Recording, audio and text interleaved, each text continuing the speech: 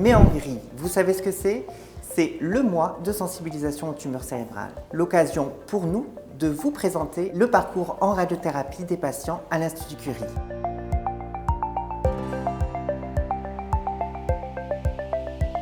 La radiothérapie est un traitement local qui vise à détruire les cellules tumorales à l'aide de rayonnements ionisants. C'est un pilier essentiel dans le traitement contre les tumeurs cérébrales.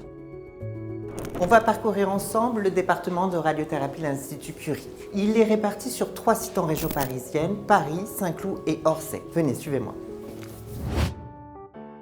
Ici, tout va commencer par une consultation avec un oncologue radiothérapeute. Le diagnostic est déjà posé. L'indication du traitement de radiothérapie a été retenue en équipe. C'est l'occasion d'expliquer au patient ce qu'il attend. Ensuite vient le temps de la préparation du traitement. Un scanner de positionnement ou dosimétrique est réalisé, souvent avec injection de produit, pour bien voir la zone à traiter. Un masque sur mesure est alors réalisé. Il sert à positionner la tête et à la garder immobile pendant les séances. Les images sont ensuite analysées et combinées avec une IRM pour cibler la zone à traiter tout en protégeant les tissus sains autour. Puis les équipes de dosimétrie de physique médicale calculent la dose à délivrer à la tumeur et construisent un plan de traitement sur mesure. La radiothérapie est l'une des spécialités médicales avec le plus haut niveau de sécurité. En fonction de la complexité du traitement, celui-ci va commencer quelques jours jusqu'à 3 semaines plus tard. Pas d'hospitalisation, on vient et on repart. Tout au long du traitement, un suivi médical hebdomadaire est organisé pour s'assurer de la bonne tolérance du traitement et prendre en charge les éventuels effets secondaires. Après avoir vu le parcours des patients, nous allons voir les spécificités du traitement des métastases cérébrales avec le Dr Kao.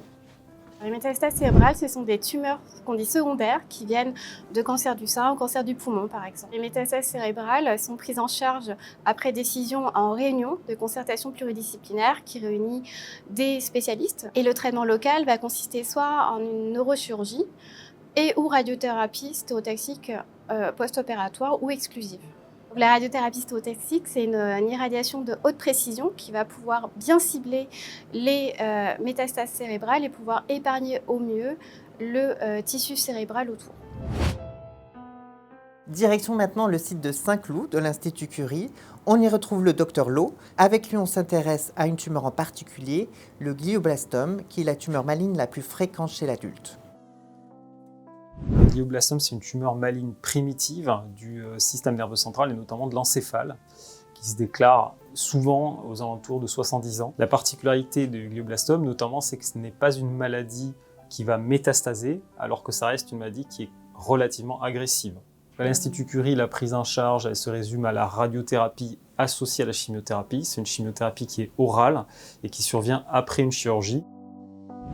Dernière étape, le site d'Orsay de l'Institut Curie, ici place à une technique spéciale, la protothérapie. Le principe de la radiothérapie reste le même, mais on utilise des protons. Ces protons sont capables de délivrer la dose de manière ultra ciblée à une certaine profondeur. Résultat, les tissus sains sont mieux protégés.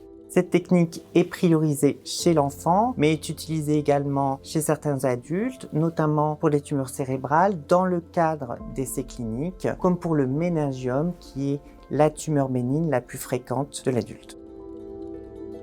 Vous le savez sans doute, ici à l'Institut Curie, on ne fait pas que soigner, on prépare aussi les traitements de demain. Sur le site d'Orsay, la recherche en radiothérapie est en première ligne. L'objectif, améliorer l'efficacité des traitements et la tolérance des tissus sains à l'irradiation.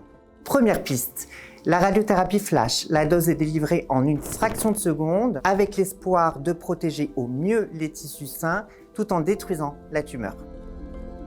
Le nom de ce projet unique en Europe est en cours ici même, Fratea.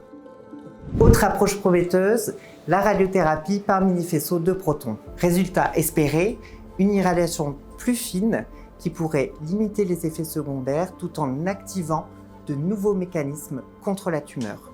Des innovations encore en développement qui dessine déjà la radiothérapie de demain pour un monde sans cancer incurable.